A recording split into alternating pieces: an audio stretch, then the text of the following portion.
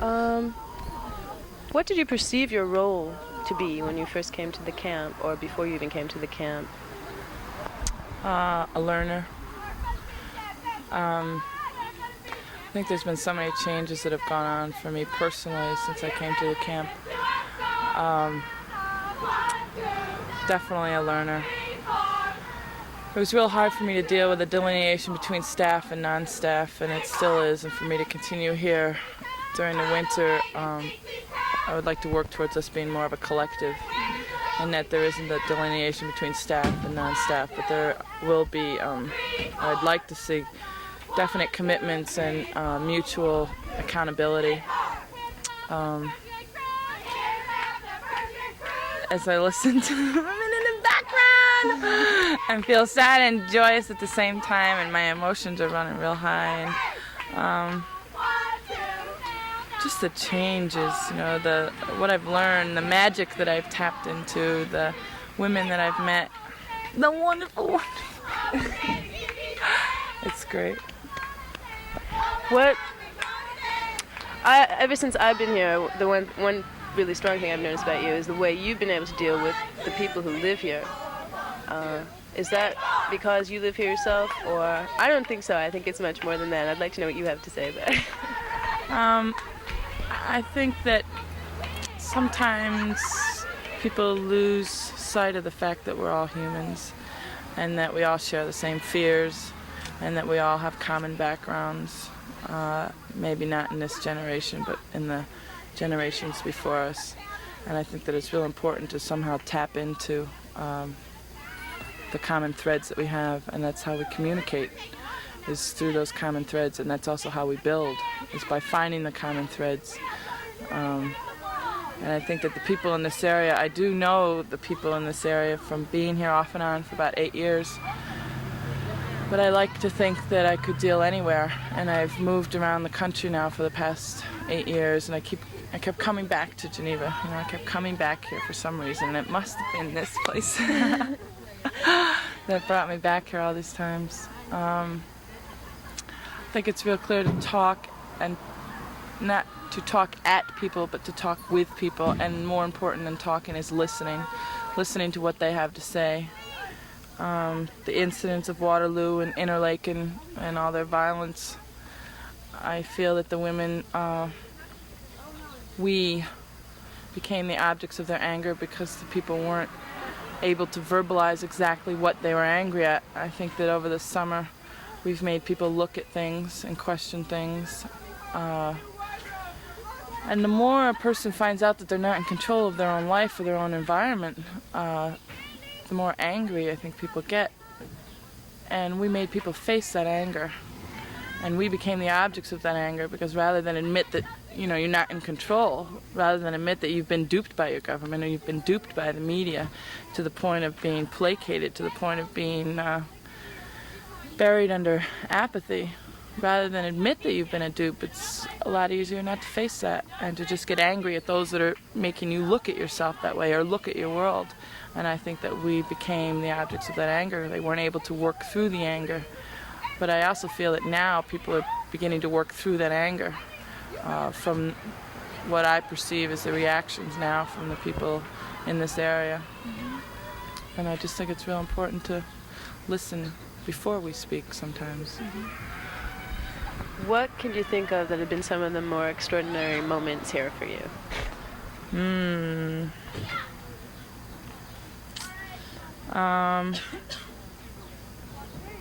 In Interlaken, we were the 13 women that were outside doing a vigil, and the magic that brought us down there, the fact that our astrologers, Jane and Roberta, said that the charts were going to be real violent between 7:30 and 11, and that we were working on a timeline, and I went down there to find out what the women outside doing the vigil were doing, and we maintained this circle of power, and we had that power, and we decided to leave. And even though faced with the 100 people of the town and being stabbed with flags and stuff, the fact that we got out of there without any serious bodily injury over bruises, or that we got out of there at all when one of our cars was past the reserve spot on gasoline, and just and then when we came back here and we shared the experiences, and your mind or my mind anyway, works on so many different levels at once, all the time.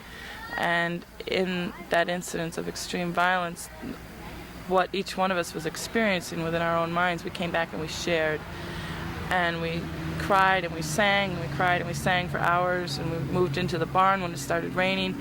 And women would walk into the barn and you could see them get hit by the blast of heat and energy that was in that room, and they spoke to that. Women that I have never heard, that I've known for 4 or 5 years, that I've never heard speak in terms of energy or in terms of magical power or whatever the words are. They said that they just walked in the barn and just got blasted by the circle that we had there, and the fact that people were coming to the barn from other areas and you could just see them pulling in and then just standing there witnessing this. That was one of the more incredible moments. The other morning with my diviner rods, that was incredible. You know, Tell me about it. I haven't heard this story yet. there's a letter that came, it was postmarked Rochester, and around here there's local mailboxes, and then there's mailboxes that everything gets sent to Rochester, so we indeed don't know where the letter came from. And the letter said that all the old timers know that people look in the wrong places, that it's not inside but outside, and our land was sitting in one of the biggest underground caves with passage to B Block. What's B-Block? Well, I've since learned that a block is what they call an igloo that's underground, a storage area. And we know that there are igloos and blocks in the Q zone, but whether B Block is one of those, we don't know that yet.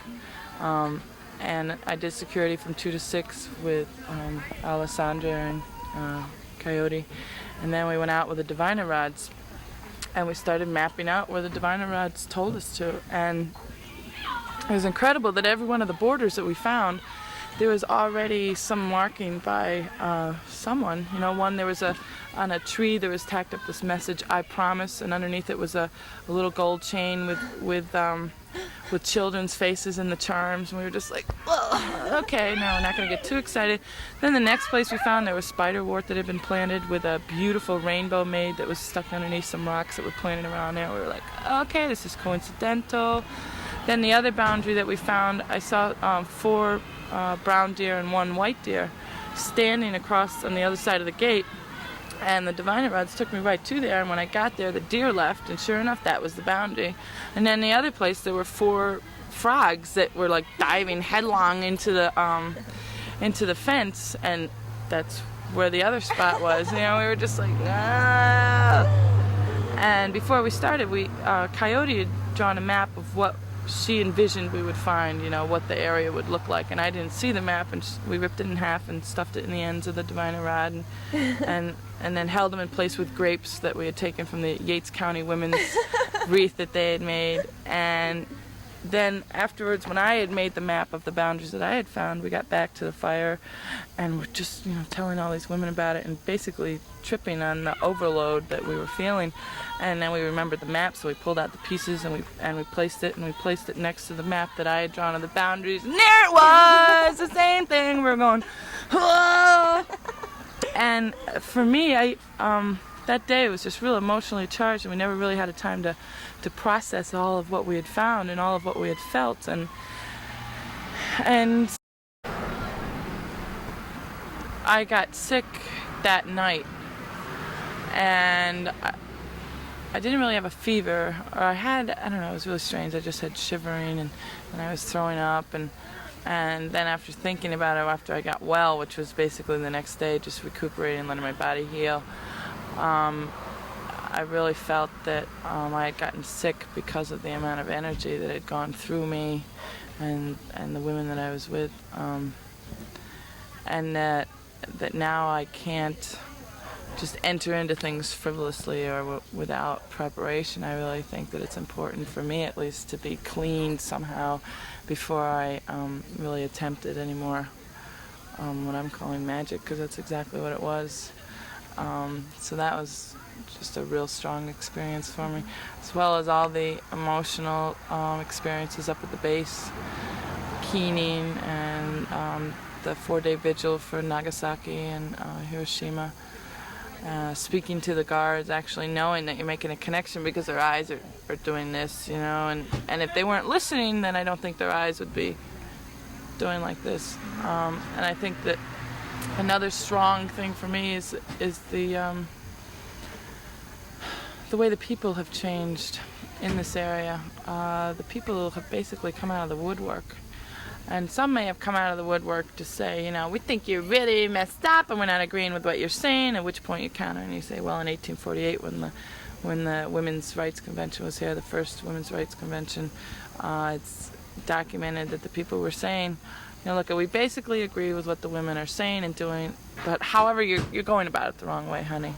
And that's the same of what we've gotten here, but I think that that's changed. And that people are more receptive, and they're starting to sponsor things in their clubs. The Kiwanis Club is asking us to speak. The Rotary Club is asking us to speak. Organizations that have religious affiliations.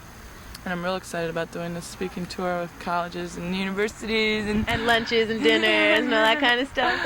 Not so much lunches and dinners, just having some forum for an educational discourse, having some forum to be able to speak about the issues and have questions and answers and start people thinking. My biggest fear is that, two biggest fears. One is that we've started too late. One is that we are not going to have enough time to actually save the world as it now is, so then we can start healing it. And my other fear is that we're going to someday be in the same situation as our sisters in Central America and our sisters other places where they're actually taking up arms. I fear that the most, that the ludicrousness and the military madness and the military mindset and the patriarchal lies have gotten us to the point where we actually will have to fight against them. That's one of my largest fears, and I look at our sisters in Central America and in third world nations, and they are actually taking up arms to stop the death and destruction of their children and of their husbands and of their families and of their homelands. And I think that is what's really deep inside of me. And all summer long, people have been either tauntingly or teasingly saying, Kim, when are you going to go over that fence? And I'm always like, well, I'm in a skirt. I wasn't prepared. But my feeling is that I support the women that are going over the fence and their statements. But for me, to go over the fence would have to be on an endeavor much more serious and to have a more lasting effect than just speaking with the guards. I think that when it comes right down to it, we have to do something to actually physically stop the deployment of the cruise and Pershing II missiles. And women have asked me, and other people have asked me, Kim, do you really think you're going to be able to stop the deployment of the Pershing and Cruise II missiles? And it's like, when it comes right down to it, yeah. Because how do you stop something from leaving, or how do you stop something? You physically have to put up a block. And whether that's, tampering with aircraft, or we're talking about destruction of government property, that's my fear, that it's going to get to that point. And for me, I guess that's why I really haven't hopped the fence or gone under the fence, because I just feel that I have to do something of more consequence. And also knowing that I could never Jane Doe it. There's just no way. People know me, my face, my mouth, and my size. So I don't think that I could ever Jane Doe it. One other question that I want to hear a little bit about is what you think about the role of lesbians here at the camp.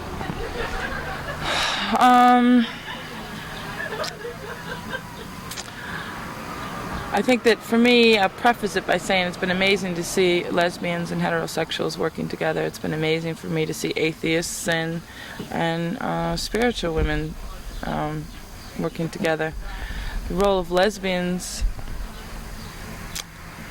I think I would be afraid of categorically saying that the lesbians have been the drive and the push and the motivators and the whatever means that we're going forward and we're doing things. But that's my sense of it. I think that being a lesbian, you're stripped of privileges for one thing.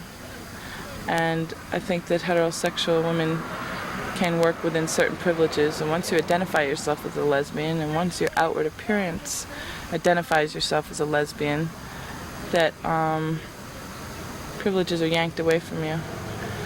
And that by identifying yourself as a lesbian and saying, yes, indeed, I am a lesbian, means that there are going to be doors shut to you